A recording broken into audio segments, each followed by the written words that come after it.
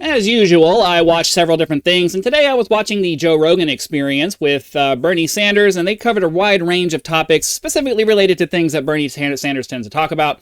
Among them were things like the AI revolution and people losing their jobs, and that could be solved by maybe some kind of universal basic income and universal health care, and a couple of other things that they were talking about. Just really, Bernie Sanders really bangs on about corporations, and for the most part, I agree with the sentiment, and I agree that there are things that need to be done to mitigate the extreme greed of, these corporations that do the things that they do. Absolutely the case.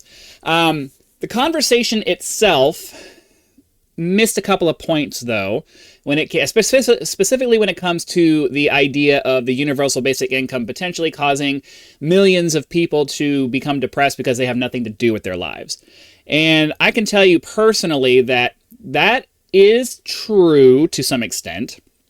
As somebody who spent the first 10 years of my life doing probably more than most people are going to do in their entire life, I can tell you that the last 10 years of my adult life, the first 10 years of my adult life versus the last 10 years I just had of my adult life, have been pretty depressing because I haven't been able to figure out how to get back to that. I haven't figured out how to get back to a place where I can do the kind of adventurous, amazing things that I was able to do when I was in the Marine Corps.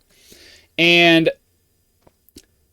while that is a problem, the biggest reason I'm not able to is because I lack access to the funds. And, just the society that we have now encourages you and it kind of blinds you to the consequences of some of the decisions that you end up making when, you want things now. They make it seem so easy, and you just end up spiraling yourself into debt. And there's no easy way to dig yourself out of that. You just have to spend the time paying it off, and hopefully you finish doing that before you're too old to finally get into something that is going to allow you to get back to a place you want to be.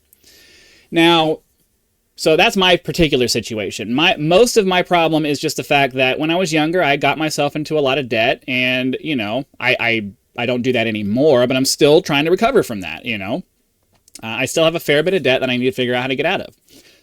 Now, that said, if I didn't have to deal with that, and I had some kind of universal basic income to make it so that I didn't have to work anymore and I just got money every day, I'm not the kind of person that would just sit around and watch TV all day. The reason I sit around on my computer and play video games and do all of this stuff is because I can't afford to do any of the things that I'd really like to do, like sailing around the world. I've said a few times on this channel that if I was able to get into a sailboat and I was able to afford to go cruising around the world and do circumnavigations, I probably would spend the rest of my life going and exploring the beautiful islands and different kinds of places like that in the world. That's what I would spend my time doing because I've always wanted to do that. And that's where I want, and that's what I want to do.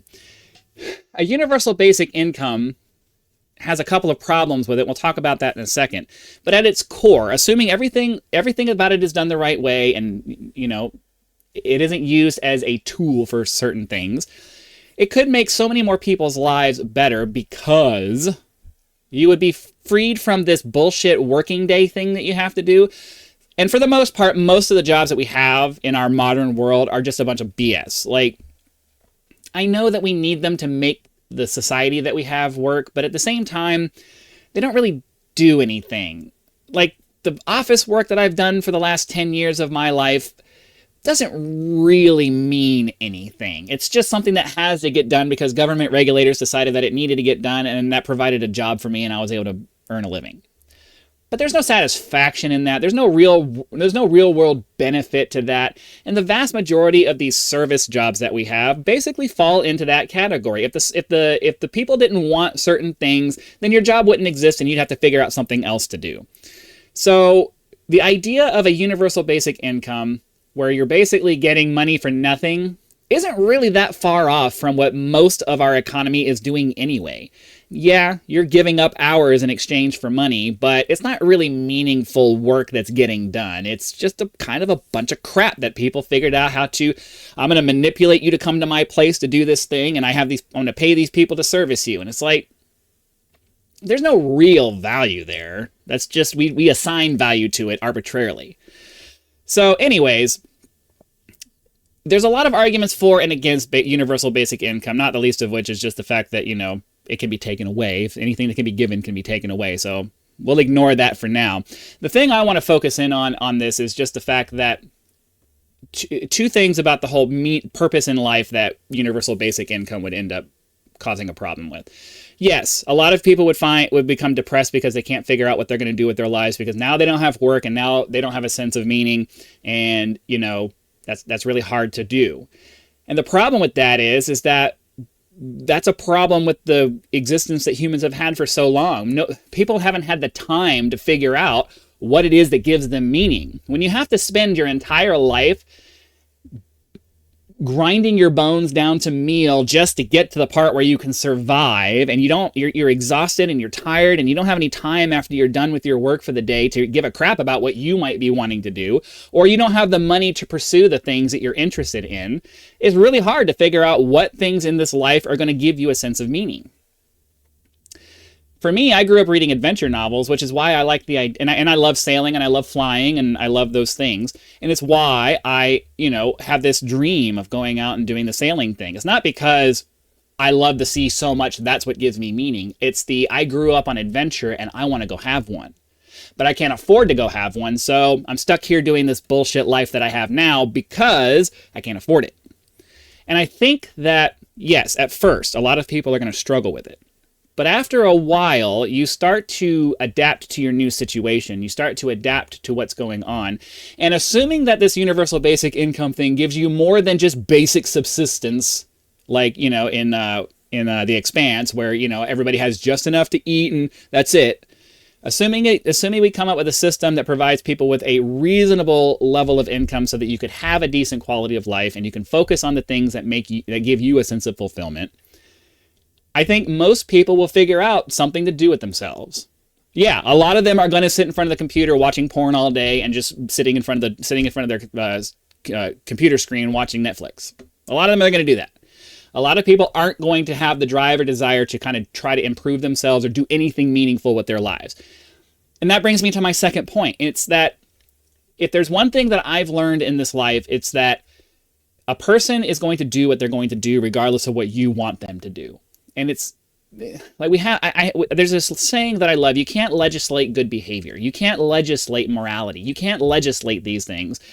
And just like you can't legislate all of those things, there's nothing that we as a society are going to do to convince these people to do more than just sit in a big beanbag chair naked eating Cheetos. Like that's just the way it's going to be for a significant portion of humanity, because that's just what they are. They only go to work and they only do these things because they have to, because they can't exist. They'll starve to death if they don't. And if they didn't have to do that, and they had the option of just sitting in an apartment watching TV and getting fat and lazy and stupid, they would do it. And I think it's a miscarriage of a miscarriage of leadership to try to step in and force those people to be different. And it's a serious miscarriage of leadership if your goal in trying to, make everybody's life better is that instead of implementing a solution that might work, we're gonna shy away from that because we're afraid it might have other negative consequences. And it's like, yeah, everything we do is going to have some kind of a negative that's associated with it. But what's the benefit here? If we're gonna increase it, so the argument was that the new revolution in AI, because it's coming, it's going to happen. I'm telling you right now, 100%. This is not even a question. There will come a point in our somewhat near future that jobs just won't be a thing anymore, because they won't be able to be a thing anymore. There won't be enough jobs available that require actual humans to do them for there to be a real job market at all. That's coming. It's going to happen. We already have robots. We already have AI that's getting pretty close. I'm not saying we're going to have sentient AI, but we will have automation to the point where people aren't going to have to do anything anymore. Or people won't be able to do anything anymore because companies won't have any use for people anymore. Or at least most of the companies won't have a use for people anymore. There still will be some things that some humans are going to have to do, and I think that the percentage of those things, those roles, or the amount of the roles that are out there are going to be low enough that the percentage of our population that is motivated and ambitious enough to want to actually do something like that, the population will meet the demand of that. I think that that's going to be the number of roles out there of people who are needed to do that are going to coincide with the people who are interested in doing that anyway, and I don't think it's going to be that big of a problem. See what I'm saying? I don't know if I explained that very well, but I think that I think that the people who are naturally predisposed towards working on those systems are going to want to work on those systems regardless of pay and all of those things, and they're going to be interested, and they're going to do it because they're interested in it, and they're just going to go do that for us. And then the rest of us who aren't interested in that stuff, because the automation is going to drastically increase and just produce and produce and produce and produce, aren't going to have to work anymore, and that's where the universal basic income thing comes in. The question is going to be, when are we going to do that? When do we implement universal basic income? Because we're going to have to. At some point, we're going to have to. It's not going to be an option. Or, because the alternative is the rich people just decide, you know what, we're not going to pay for these guys. We're just going to let the rest of the human population die, and then it's just us. That kind of sucks for the rest of us, right? And they're not going to be able to get away with that, because the riots there will be a war of the there will be a war of the poor people against the rich people, and the rich people will not win, no matter how much they think their technology is going to somehow save them. Your technology is not going to save you against hundreds of millions of people banging down your door. This is not going to happen. So I think that the big thing that was missed in this particular podcast, and I haven't finished it yet because I'm having to record this before something else. I just haven't had time to finish it. But the big thing that was missed is that we can't look at the potential negatives of some situations and use that as a justification not to at least try. I think that universal health care kind of needs to be a thing, just because when profit is your motive, you're never going to make the decision that's a morally correct decision.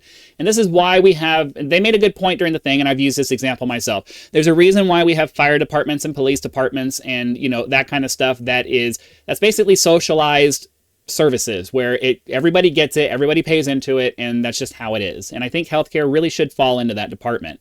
The trick is implementing it in a way that doesn't result in, you know, ridiculous wait times and things like that, and the quality of the care goes down precipitously. I have no answer to that situation, but I think that the morally correct answer is socialized medicine. But then socialized income, you know, everybody gets a basic income. Everybody gets enough to be able to have a comfortable life, not just basic enough to live on. Because if you're not going to, if the system doesn't allow you to compete to make money, then you need to provide enough money for people to be comfortable enough to be able to pursue their own interests. It has to be to that level, otherwise it won't work. It's got to be at least that high. So, you know, most people, I think, will figure out a way to find meaning in their life, and then there's always going to be a percentage of the population who just doesn't give a crap and is just going to do whatever they decide to do and whatever. It's always going to be there. So I don't know. There are no easy answers to any of these situations, but I felt it was important to bring up the idea that, yeah, I don't think 100 million plus people losing, like having to go to work, is going to result in massive depression. I think most of those people are going to figure out things to do with their lives that give them meaning. And they're going to be more able to figure those things out because they're going to have the time to try different things and figure out what they're interested in. Even if they don't know yet, they'll be able to go out and try things because now they're not having to spend 40 plus hours a week at some bullshit job they hate, with, you know, doing some crap that they don't want to be doing. And then because think about it, you work a 40-hour week at a job you don't like, you don't want to do anything else after that. You just want to sit down and watch TV now and then go to sleep. If you don't have to do that anymore, you're going to be much more motivated to go out and try new things. And if you have the money that allows you to go out and try those new things, or if all of those things kind of become, you know, either super cheap or relatively free because of all the automation and stuff, you're going to go and try it. You're going to be trying all different kinds of stuff to figure out what it is that you want to do. So that's all I wanted to say. I know that was a really long, drawn out way of saying people will find their own meaning, but I think it's kind of important to cover the details. So thanks for watching. Be sure to click the like button, subscribe to help us reach our first 1,000 subscribers, and then head over to my gaming channel to help me grow that channel over there too to 10,000 and support that. So again, thanks for watching. Be sure to come back for the next video, and I'll see you then.